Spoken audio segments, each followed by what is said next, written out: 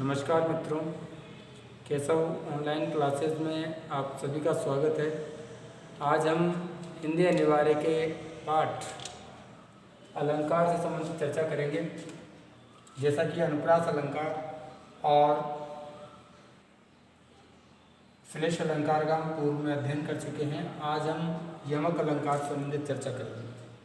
परिभाषा की बात करें, जब काव्य में या किसी भी काव्य पंक्ति में कोई शब्द दो या दो से अधिक बार प्रयुक्त होता है, तब प्रत्येक बार उसके अर्थ में भिन्नता पाई जाती है, वहाँ यमक अलंकार होता है।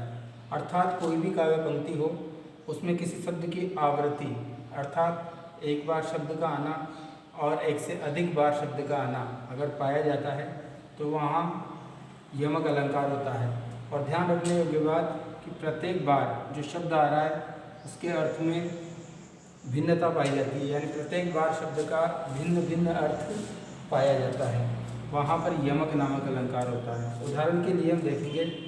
पहला उदाहरण, काली घटा का घमंड घटा। तो प्रस्तुत उदाहरण में जो शब्द आया है घटा और घटा, दो बार शब्द प्रयुक्त हुआ है। काली घटा का घमंड घटा, नभ मंडल तारक वृंद खिले। तो प्रस्तुत उदाहरण में जो घटा घटा शब्द है दो बार प्रयुक्त हुआ है। पहले वाले जो घटा शब्द आया है इसका अर्थ होगा बादल की घटा, यहाँ पर इसका अर्थ हम लगाएंगे बादल की घटा। और दूसरा वाला जो घटा शब्द आया है उसका अर्थ होगा कम होना या फिर घटना। तो इस उदाहरण का अर्थ हम लेंगे, काली घटा का घमंड घटा, नभ मंडल तारक वृंद खिले। अर्थात काली जो बादलों की घटा है उसका जो घमंड है वह कम हो गया।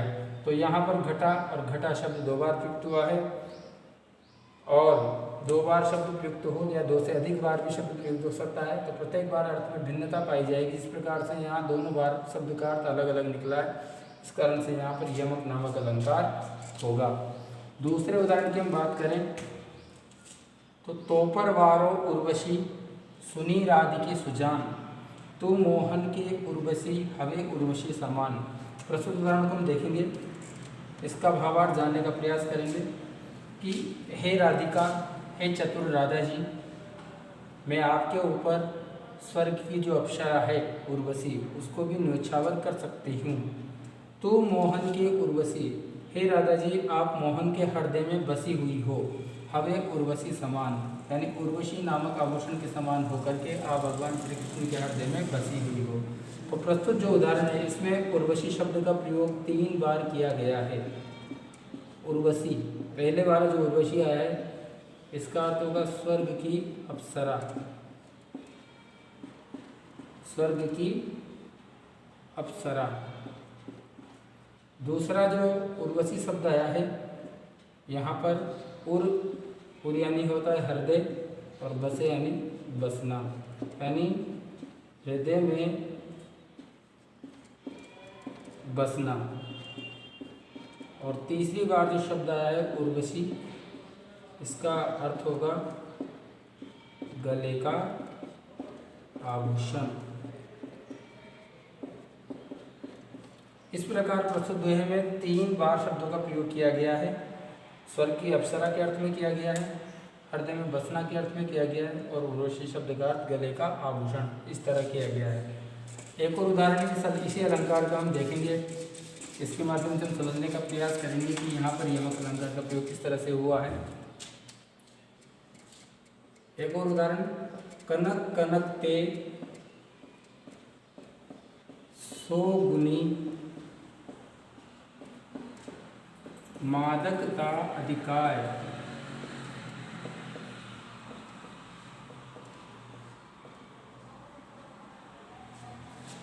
कनक कनक ते सो गुनी मादकता अधिकाय, या खाए गोराए जग,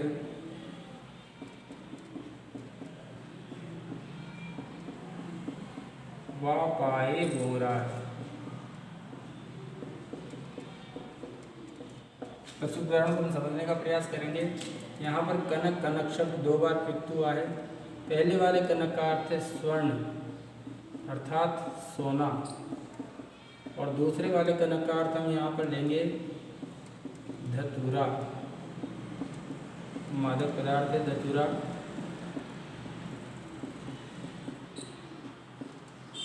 इसका अर्थ जानने का प्रयास करेंगे कि कनक कनकते सौ गुनी मादकता अधिक है, अर्थात कनक अर्थात सोने में धतूरे से भी 100 गुनी अधिक मादकता अर्थात 100 गुना अधिक नशा पाया जाता है।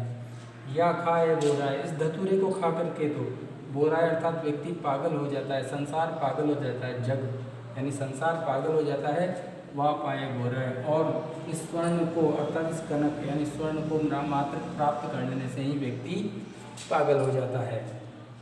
तो यहाँ पर कनक शब्द का प्रयोग 2 बार हुआ है और दोनों बार अर्थ में भिन्नता पाई गई है। और यमक अलंकार की परिभाषा यही है कि जहाँ पर शब्द का प्रयोग 2 या 2 से अधिक बार किया जाए और प्रत्येक बार उसके अर्थ में भिन्नता पाई जाती है, वहाँ यमक नामक अलंकार होता है। जैसे यहाँ कनक, एक कनक का अर्थ है स्वर्ण और सोना, और दूसरे कनक का अर्थ यहाँ पर धतूरा। तो दोनों बार भिन्न भिन्न अर्थ में ये कनक शब्द का प्रयोग यहाँ पर किया गया है। इससे आगे अगले वाले वीडियो में अगले अलंकार के संबंध में चर्चा करेंगे।